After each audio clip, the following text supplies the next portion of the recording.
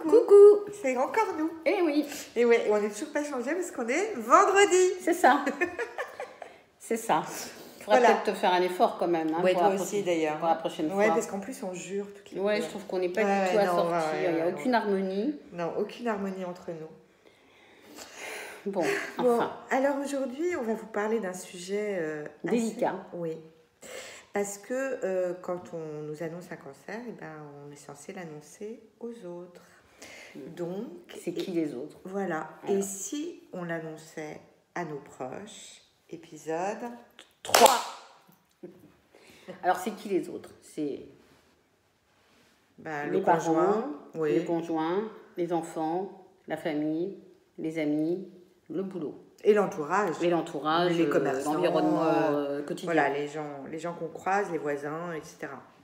Alors, la première chose qu'on fait, c'est probablement l'entourage proche, les proches, c'est-à-dire les conjoints s'il y en a, et les enfants et les parents.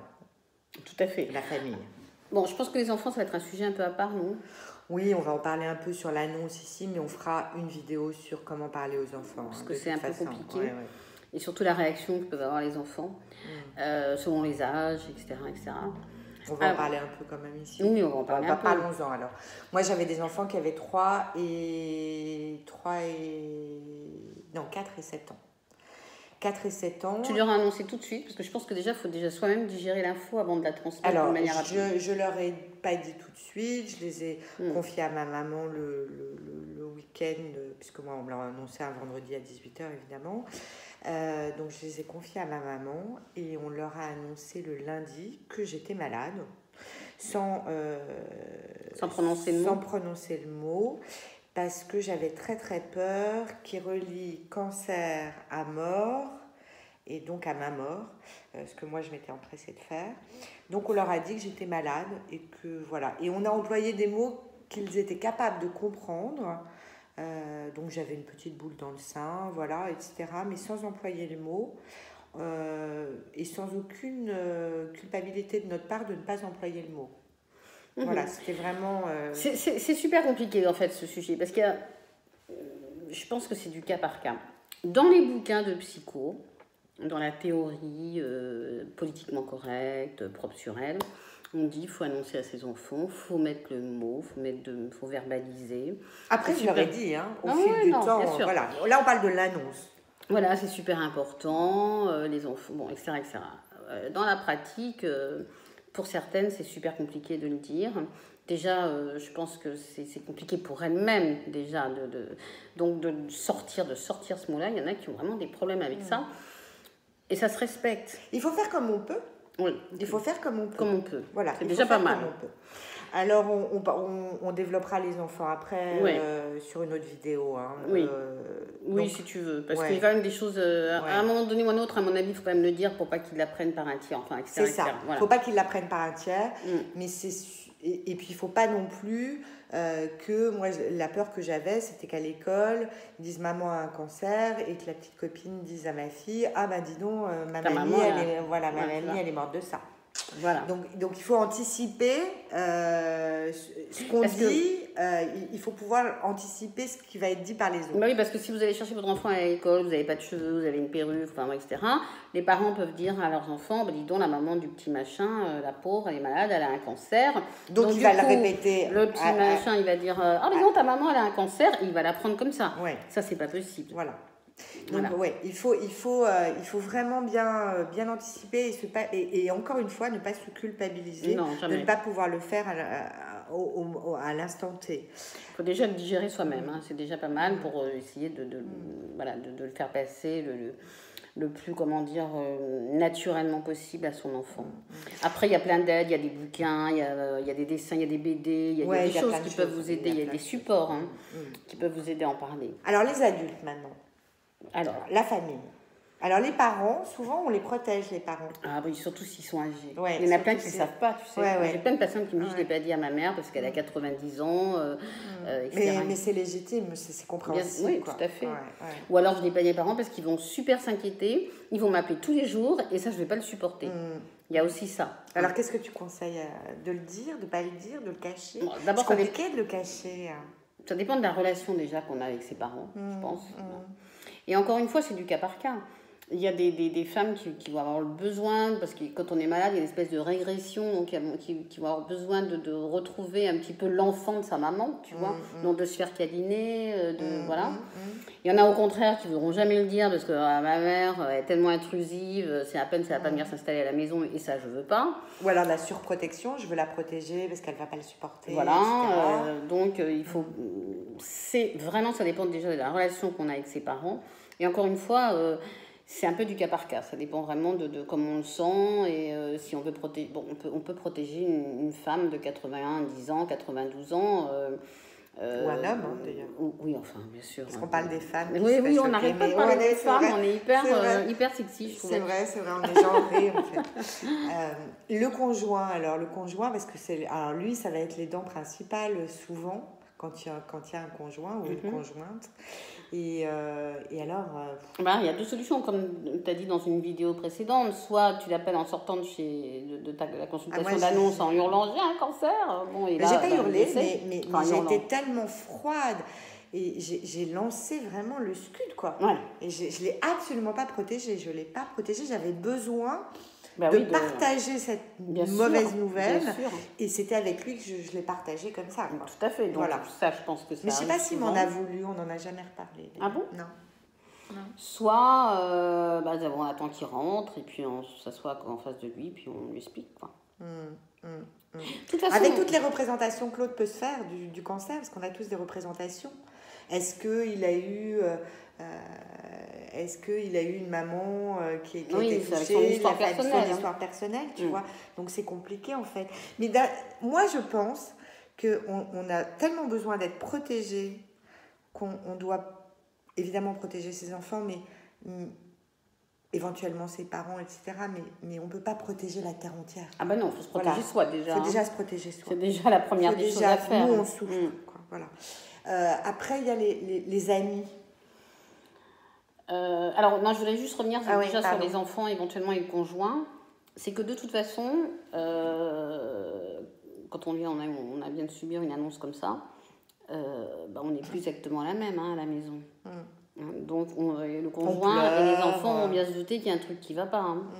Donc, autant effectivement le dire relativement vite. Et d'ailleurs, les enfants peuvent se culpabiliser en pensant que la maman ne va pas bien. La pensée magique. La pensée magique, oui. Ouais. Exactement, explique ce que c'est la pensée magique. C'est par exemple si, je sais pas, on se dispute avec son enfant, ce qui arrive évidemment à toutes les mères du monde, et l'enfant, alors il y a deux solutions. Soit la mère dit, mais purée, tu vas me rendre malade avec tes conneries. Bon, ok. Ce qu'on peut dire. Ce qu'on peut dire, ce qu'on a tout dit ou pas, mais enfin bon, souvent. Ou au contraire, l'enfant peut se dire, ma mère, elle me fait chier, j'aimerais bien qu'elle ne soit plus là. Ce qui aussi peut arriver assez souvent.